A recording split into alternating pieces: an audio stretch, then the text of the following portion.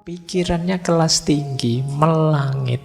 Kalau ngomong daki-daki luar biasa, tapi tidak berefek pada kehidupannya.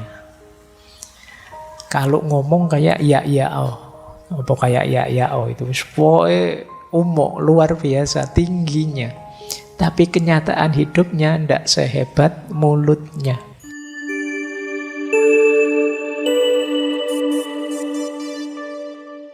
Assalamualaikum warahmatullahi wabarakatuh. Bismillahirrahmanirrahim. Alhamdulillahi rabbil alamin. Wa bihi nasta'inu ala umurid dunya waddin. Allahumma sholli wa sallim wa barik ala habibina wa syafi'ina sayyidina wa maulana Muhammadin wa ala alihi wa ashabihi wa man tabi'ahum bi ihsanin ila yaumiddin. Amma ba'du. Baik, malam hari ini tema kita tema kesadaran. Meskipun saya yakin teman-teman malam hari ini kesini itu sadar kan? Atau ada yang tidak sadar? Tidak tahu Pak, saya kok tiba-tiba di sini padahal ya pinginnya apa gitu. Insya Allah semua sadar ya. Alhamdulillah malam hari ini bisa nyampe sini paling tidak secara medis sadar. Bukan orang yang koma, bukan orang yang pingsan. Nyampe sini berarti sudah sadar. Nah, malam hari ini kita belajar sadar yang lebih berkualitas. Tidak sekedar sadar bahwa kita bangun, bahwa kita sehat. Mungkin ya sehat sangat penting. Tapi kita coba menggali kesadaran yang lebih dalam. Meskipun pelan-pelan ya, malam hari ini kita pelan-pelan saja melangkahnya. Nanti ada banyak pikiran-pikiran para filosof, tapi dinikmati saja. Mungkin ada yang bisa ditangkap, ada yang tidak. Bismillah, kita mulai. Saya awali dari definisi. Ada banyak definisi kalau teman-teman buka buku. Tapi secara umum menurut saya yang disebut sadar itu kita paham tentang diri kita dan lingkungan kita. Kita mengenali diri kita dan lingkungan kita. Ini berarti sadar. Kalau kita tidak kenal diri kita, tidak ngerti lingkungan sekeliling kita, ya kita disebutnya tidak sadar.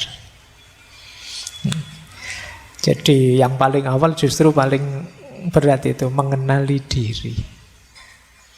Menyadari siapa aku, mengapa aku seperti ini, mengapa aku di sini, itu bagian dari kesadaran. Oke, itu yang pertama ya. Yang kedua, sadar itu kadang didefinisikan sebagai waspada atau terjaga, bangun. Ya ini lawannya pingsan, lawannya koma, lawannya ngantuk. Mungkin ada yang bilang kalau ngantuk itu setengah sadar Pak. Setengah sadar, setengah enggak.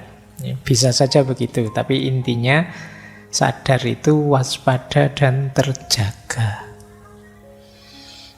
Nah, misalnya teman-teman tidak waspada, di depannya ada minuman misalnya, terus ketendang. Nah, ketendang itu kan berarti dalam kondisi tidak sadar. Terus gelasnya kesampluk misalnya. Nah, itu kan berarti tidak waspada, meskipun bangun sih tidak cuma karena kurang waspada. Nah, ini juga disebut tidak sadar.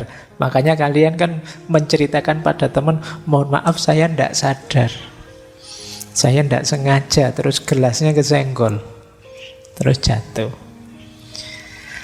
Nah, ya meskipun istilah yang kedua ini kan sering kita pakai jadi modus. Kalau kita salah, kalau kita keliru, kalau kita khilaf apa, terus alasannya tidak sadar. Mohon maaf ya Pak, saya niatnya puasa lu, ndak sadar kok tiba-tiba di dalam warung kayak gini ya, misalnya. Itu kamu kan pakai alasan itu gayamu biar orang ndak menyalahkan kamu.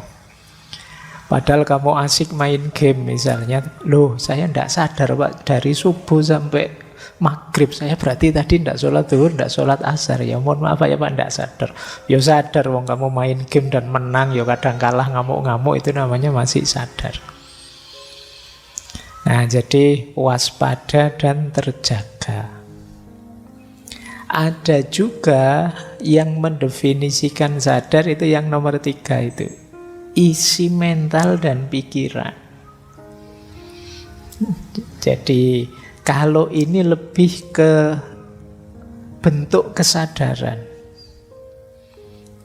Di isi diri kita, isi mental kita. Misalnya saya ada di sini dengan kesadaran saya sedang memberi kajian. Kalian duduk di sana dengan kesadaran sedang mengikuti kajian. Awas kebalik-balik, awas keliru.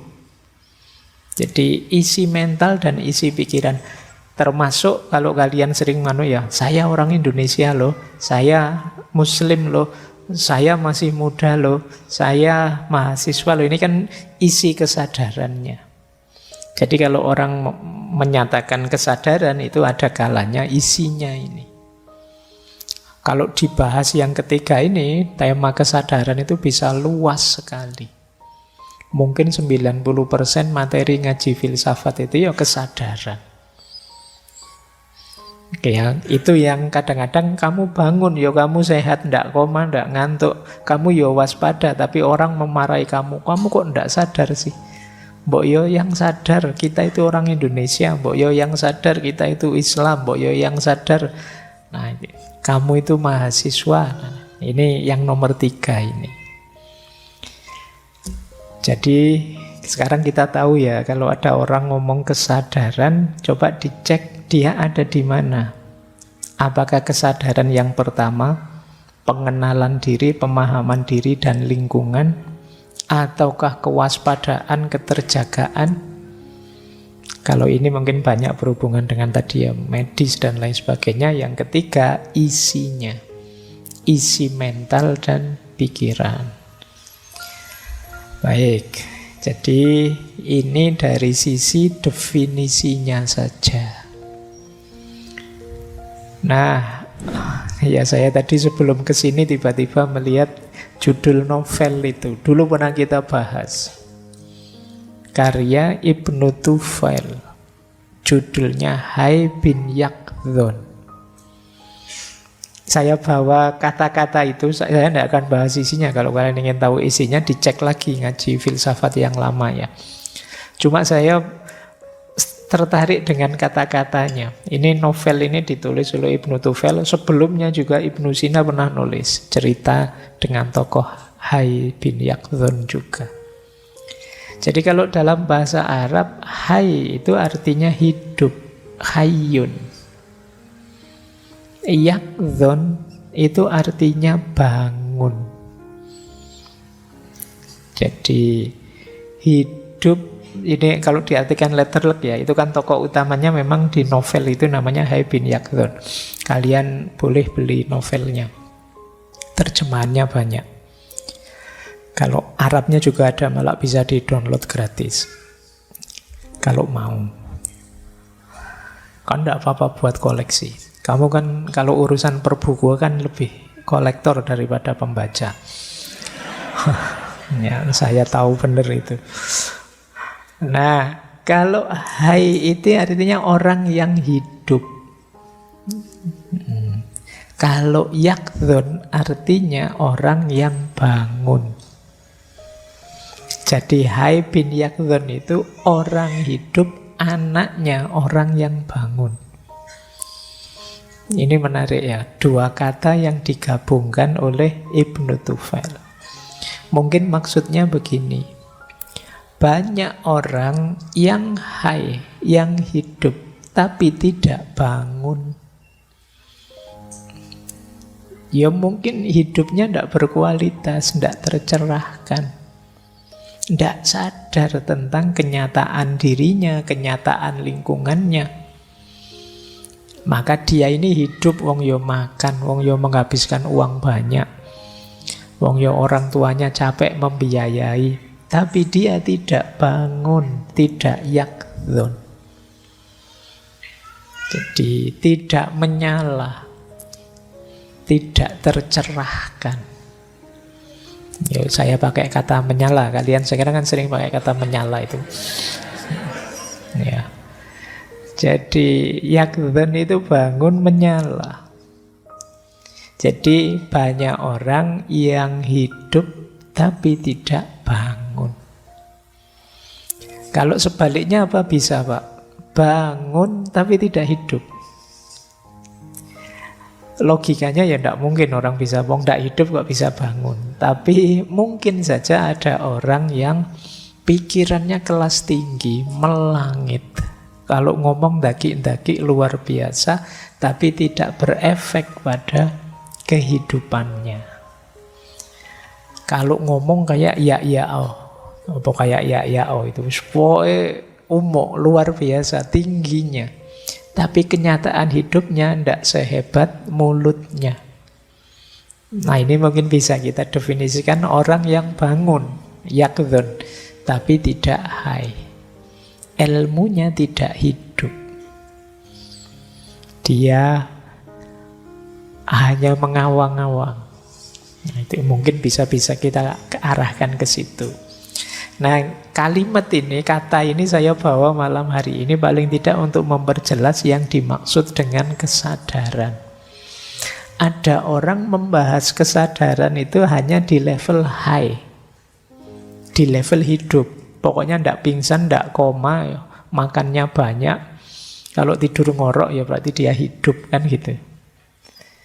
Tapi yang banyak dibahas para filosof, para ulama tentang sadar itu sebenarnya aspek yakdhon ini. Aspek bangun. Hidup yang tidak sekedar hidup. Seperti dulu ya kata-katanya Hamka itu. Kalau hidup sekedar hidup, ya monyet juga hidup di hutan. Binatang juga hidup semua. Tapi kita ini manusia. Jadi hidup kita harus membangun. Makanya istilahnya yakdhon itu kan bangun. Jangan tidur saja, jangan rebahan saja. Kita harus bangun. Kalau bahasanya Al-Quran, ya ayyuhal mudassir kum fa'anzir. Jadi wahai orang yang berselimut, nah, semoga kalian tersinggung ya dengan kata itu. Atau kalian ngeyel, enggak kok Pak, saya enggak pernah selimutan, Jogja panas sekarang. Jadi enggak tentang saya itu. Itu mungkin kalau diterjemahkan dengan bahasa yang lebih vulgar itu maksudnya, wahai orang yang rebahan, kum fa'anzir, bangunlah, bangkitlah. Baik, jadi ini dua dimensi kesadaran ya. Jadi malam hari ini mungkin sebagian besar kita membahas yakdhon.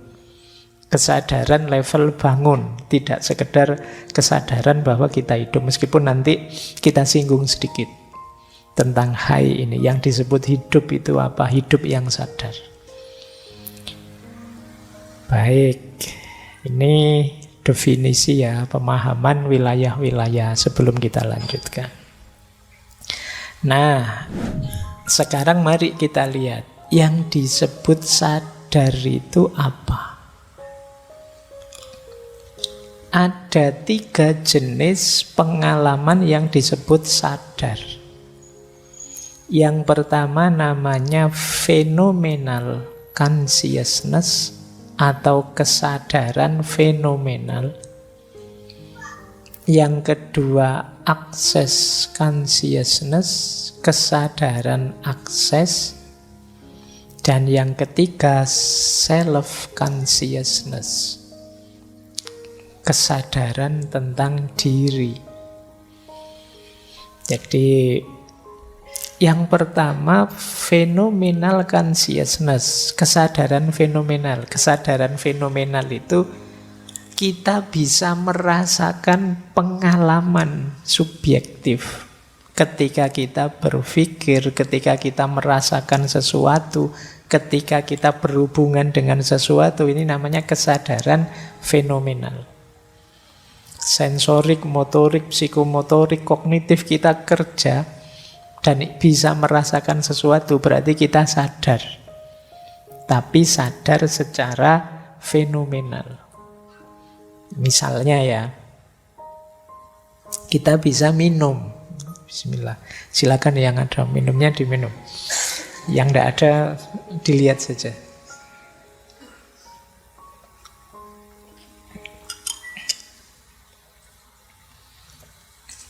Nah, secara sensorik kita bisa merasakan, minumannya manis. Suka saya senang yang manis-manis. Selain minuman juga saya suka yang manis-manis. Nah, suka atau tidak suka itu emosi. Jadi manis itu sensorik, suka atau tidak suka itu emosi.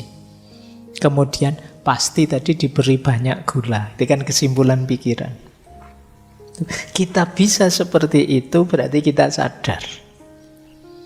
Tapi kalau ditanya, Pak, tadi minum rasanya gimana, Pak? Lupa ya, kayak gimana ya tadi rasanya, kok enggak ingat saya, berarti enggak sadar. Nah, ini namanya kesadaran fenomenal. Jangan-jangan ini kelihatan simpel, tapi mungkin sebagian besar pengalaman kita mengalir begitu saja tanpa kita sadari. Ayo kalian tadi berangkat ke sini misalnya, ketemu berapa motor misalnya. Nggak lupa Pak, nggak ngitung saya Pak. Padahal dihitung bisa, tapi kalian kan nggak ngitung. Biarkan lewat saja, itu namanya tidak disadari. Ya, ketika kalian kesini tadi sudah berapa orang di masjid, ya nggak ngitung Pak, pokoknya banyak gitu saja. Ini secara fenomenal kita tidak secara serius ingin menyadarinya. Meskipun ya sebenarnya masuk dalam sensasi kita, pikiran kita tidak membunyikannya. Jadi kalau ini kesadaran fenomenal, berhubungan banyak dengan rasa. Kalau kalian bertanya gimana sih rasanya, gimana sih sensasinya, nah ini phenomenal consciousness. Yang kedua, access consciousness, kesadaran akses.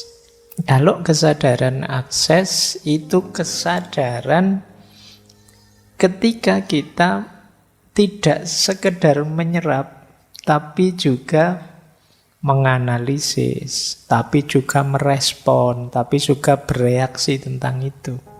Ini namanya kesadaran akses.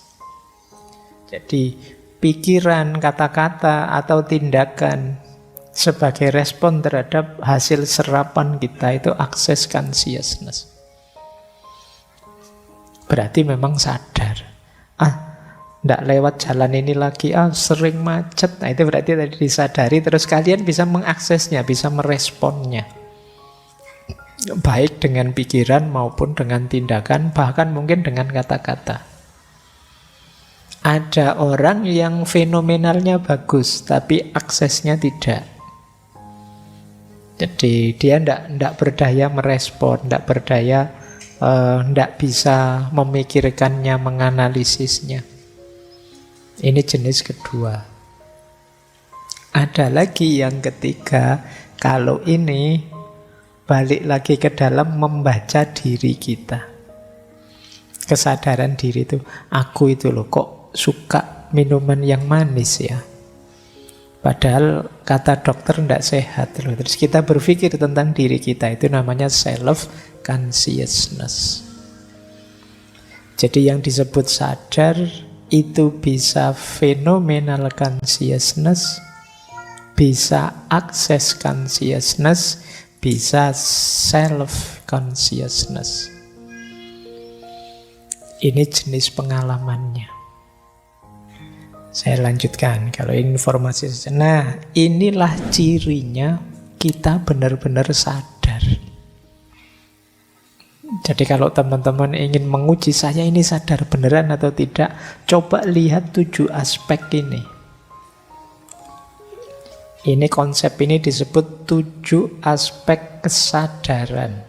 Dari yang paling fisik sampai yang lebih dalam. Nah, sekarang kita lihat, kita termasuk orang yang sadar apa tidak. Yang pertama, orang sadar itu cirinya mampu menyadari dan menyerap informasi sensorik. Jadi ciri pertama persepsi.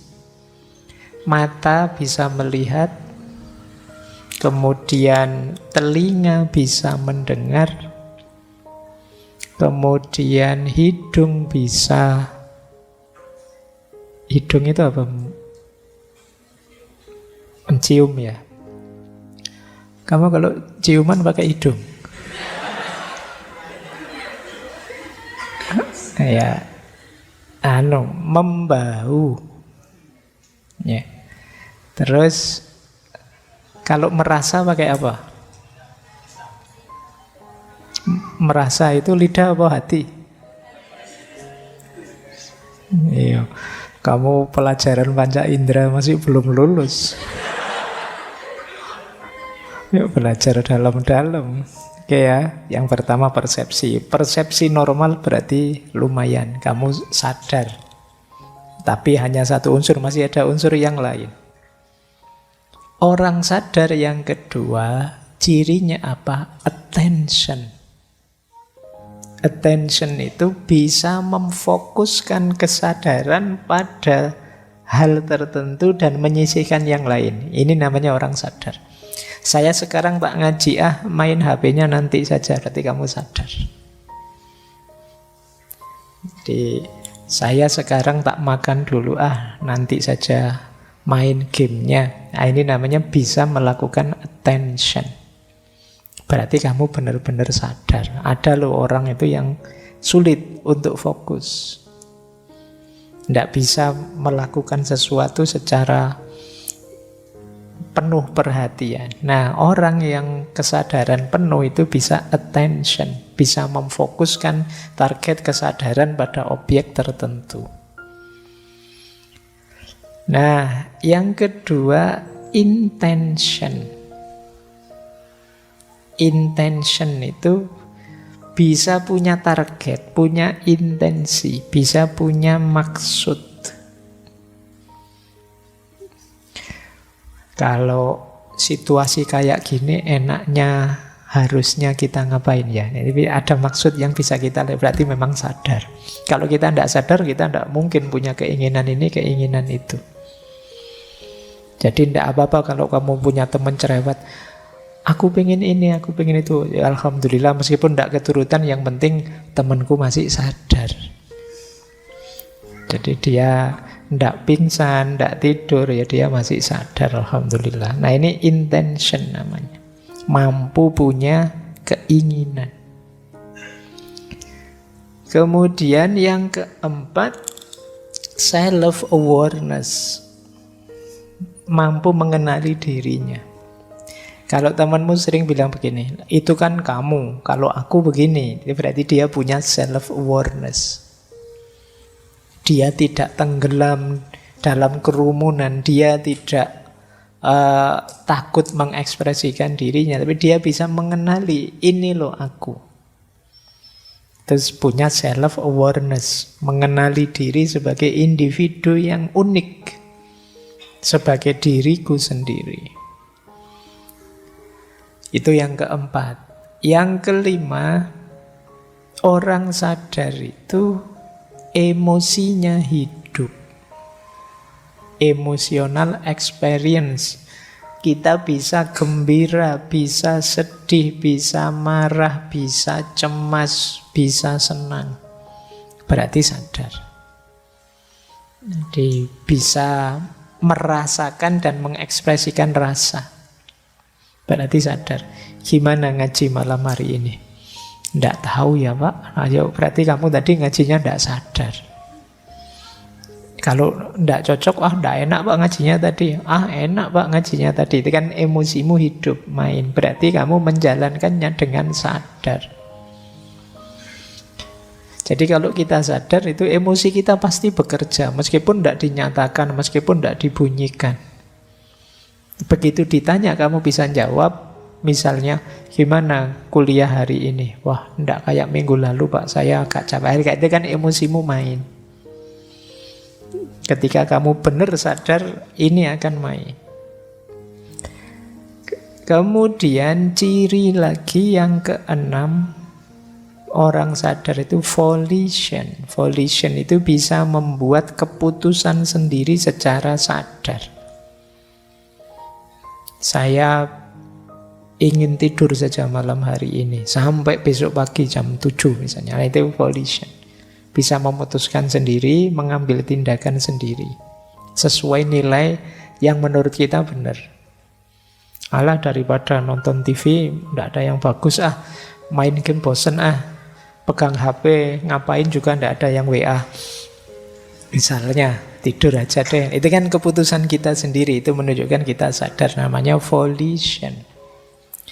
Dan yang terakhir, orang sadar itu cirinya metacognition. Metacognition itu bisa memikirkan pikirannya.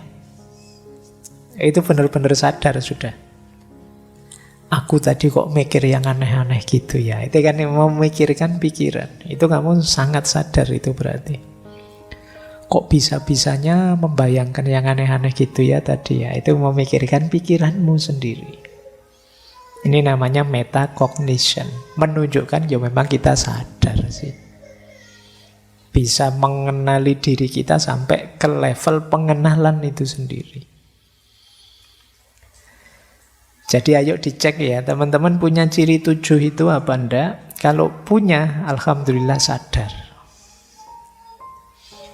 Kalau Pak banyak yang hilang Pak, saatnya disadarkan. Orang yang tidak punya 7 itu berarti tidak sadar. Orang yang tidak sadar tidak menikmati hidupnya. Mungkin ada banyak hal menarik, hal nikmat, hal luar biasa, tapi kamu lewatkan begitu saja. Maka hiduplah dengan sadar, dengan yakdhon tadi. Biar apa? Biar bisa menikmati hidup. Apa sih Pak gunanya menikmati hidup? Biar kita bisa bersyukur. Nah, kuncinya kan nanti di situ. Baik, kita lanjutkan ya. Ini materinya agak panjang. Nah, sekarang kita lihat apa sih yang mempengaruhi kesadaran.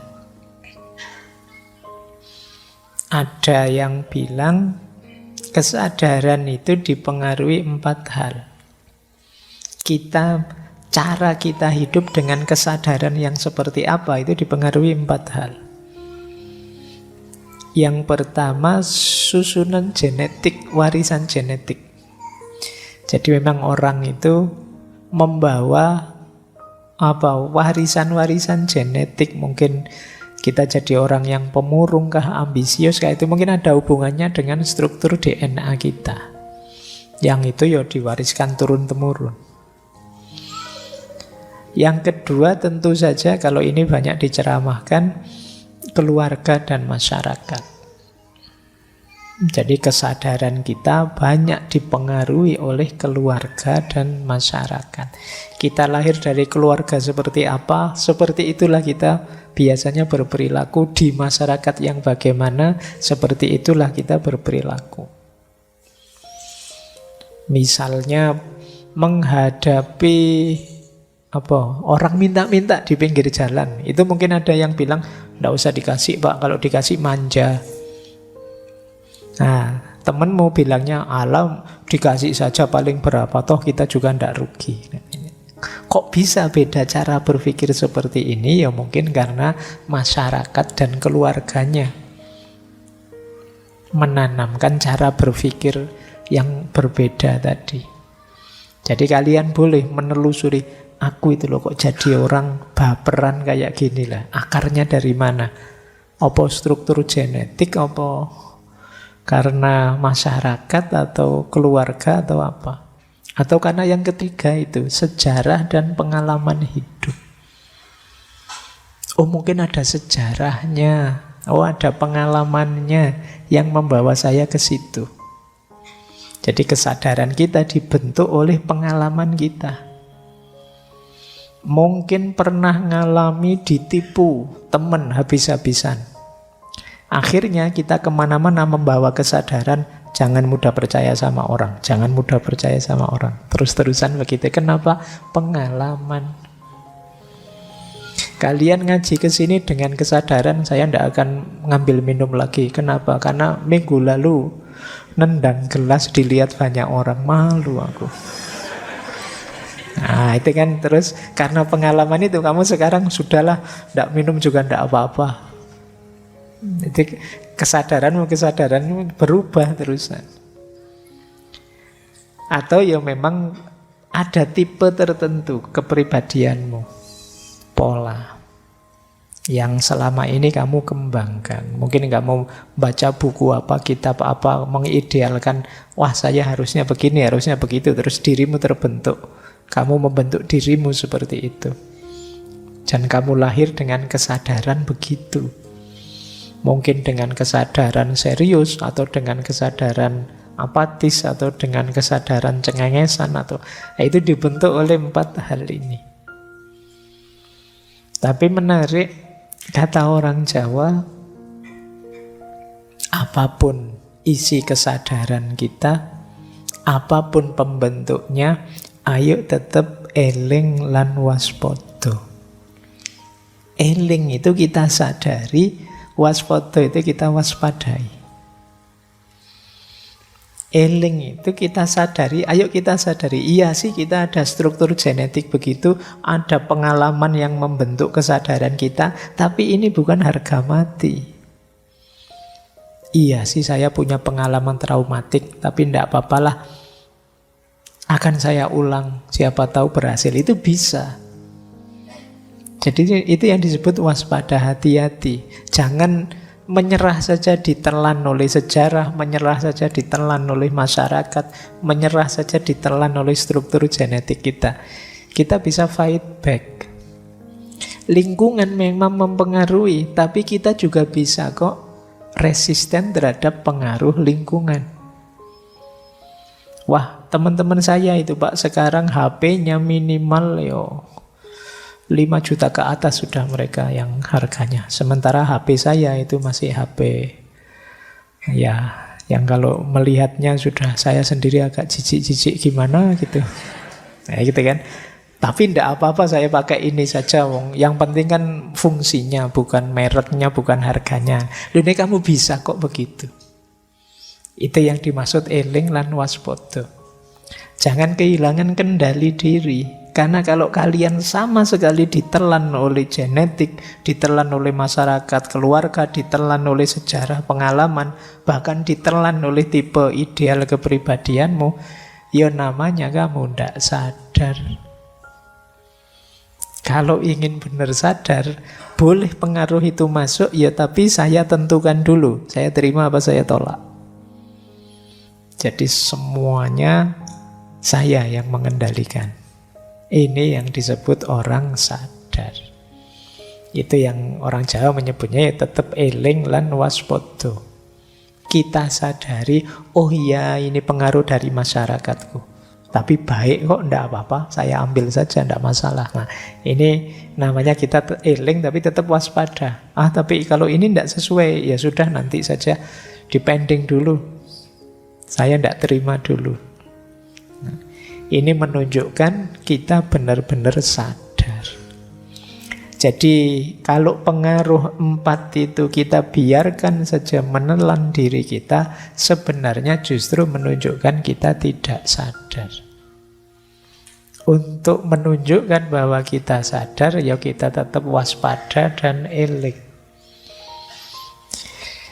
Ini saya ambil pakai istilah bahasa Jawa, tidak apa-apa ya, kalian akrab, familiar dengan istilah ini. Kapan-kapan kita bahas panjang lebar istilah eling lan waspada ini, biar materi hari ini lebih mengarah.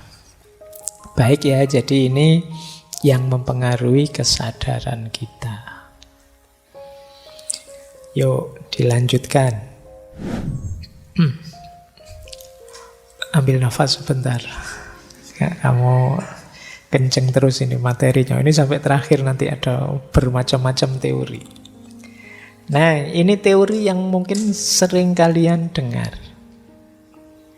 Ada kesadaran namanya conscious. Ada bawah sadar namanya subconscious. Ada ketidaksadaran namanya unconscious. Ya, sadar itu berarti yang saya lakukan, saya pikirkan, saya katakan secara sengaja. Sadar. Serius dan sengaja. Kalau subconscious, segala yang tidak kelihatan, jadi tidak berada dalam kesadaran saat ini, tapi dia akan muncul kalau ada pemicunya. Dan biasanya ya munculnya tanpa kita sadari, makanya disebut subconscious. Misalnya apalah kebiasaan-kebiasaanmu. Misalnya kamu setiap kali minum selalu saja diputer misalnya tutupnya. Ini kan kebiasaanmu. Itu kan kamu tidak sadar. Tapi kalau mau disadari bisa. Itu yang disebut subconscious. Ada ndak yang kalau minum ndak mau dari ujung sini tapi diputer, khawatir bekasnya orang, diputer terus minumnya gini. Dan itu kebiasaanmu yang kamu ndak sadar. Keluarnya selalu begitu. Itu kan namanya ndak kamu sadari, tapi kalau mau kamu sadari bisa. Kamu inget-inget, iya ya saya itu kalau minum selalu begini misal. Ini namanya subconscious. Saya itu kalau dimarahi selalu saja terus di kamar, nutup kamar, nyepi, menyendiri gitu. Itu kamu ndak sadar. Begitu. Tapi kalau diinget-inget bisa. Ini namanya subconscious. Kalau conscious itu yang kelihatan tiap hari, pikiranmu, kata-katamu. Kebiasaan-kebiasaan rutin itu biasanya subconscious. Nah, jangan dikira subconscious itu sedikit, justru jauh lebih besar. Ini bedanya conscious sama subconscious. Ada yang bilang conscious mind itu hanya 10%. Yang 90% itu subconscious mind. Jadi gambarnya kayak gunung es. Ujungnya kecil, tapi sebenarnya yang subconscious itu jauh lebih besar. Di situ contohnya conscious itu apa? Keinginan. Nah, willpower. Saya ingin ini, saya ingin itu conscious. Memori-memori jangka pendek. Ini conscious.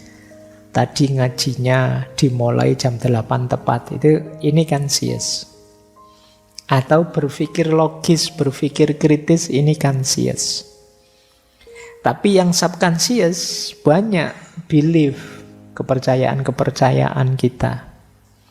Ini subconscious. Kadang-kadang kita lupakan, tapi nanti pada saatnya dia akan keluar sendiri. Kalau situasinya pas, sesuai. Sebentar. Jadi kayak kita percaya bahwa biasanya kalau gelap-gelap itu ada hantunya misalnya. Itu kan biasanya subconscious. Kita ndak selalu menyadari, tapi begitu momennya pas, muncul itu, belief itu. Begitu gelap-gelapan kita merinding ya saya. Kenapa? Sebelumnya ada belief itu di subconscious. Emosi-emosi tertentu, kebiasaan-kebiasaan, nilai-nilai, reaksi protektif. Reaksi protektif itu misalnya ya kayak tadi lah contohnya gelas tadi.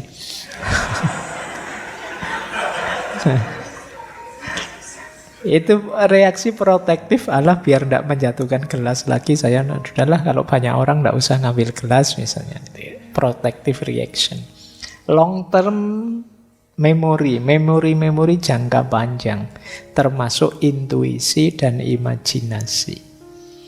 Ini masuk subconscious, ketidaksadaran. Jadi, diri kita itu banyak sekali hal-hal yang tidak kita sadari dibandingkan yang kita sadari, yang nyetir kita. Apalagi nanti ada yang ketiga, unconscious. Sama sekali tidak kita sadari. Kalau subconscious tadi kamu ingat-ingat, kamu petakan ketemu. Iya sih, saya biasanya begitu. Saya punya gaya hidup begini yang kadang-kadang keluar. Saya punya habit seperti ini. Tapi begitu unconscious, itu kamu ingat-ingat juga tidak ketemu. Dia dalam situasi sangat khusus akan muncul. Ini orang menyebutnya level it yang paling dalam. Punya trauma-trauma apa. Anak ini biasanya kalem sekali, tiba-tiba ketika marah begitu mengerikannya. Nah, ini mungkin ada sesuatu di timbunan bawah sadar paling dalam, sisi unconsciousnya. Atau anak ini kuliah tidak lulus-lulus, tapi begitu lulus jadi dosen luar biasa tiba-tiba. Nah, itu mungkin kemarin terpendam, itu sekarang keluar. Kemarin ada di level unconscious, sekarang pinternya kelihatan. Dia sendiri kemarin tidak sadar juga kalau dia sepinter itu.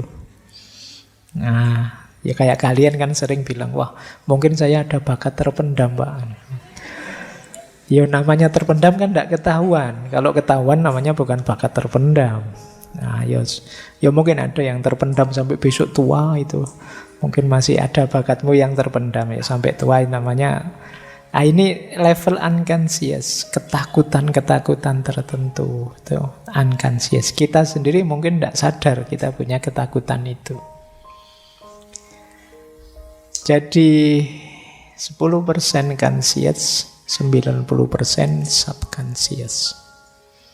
Ini yang mungkin kadang-kadang orang secara general bilang, oh manusia itu hanya menggunakan 10% dari akalnya, dari otaknya. Mungkin yang dimaksud ini. Ya saya tidak tahu.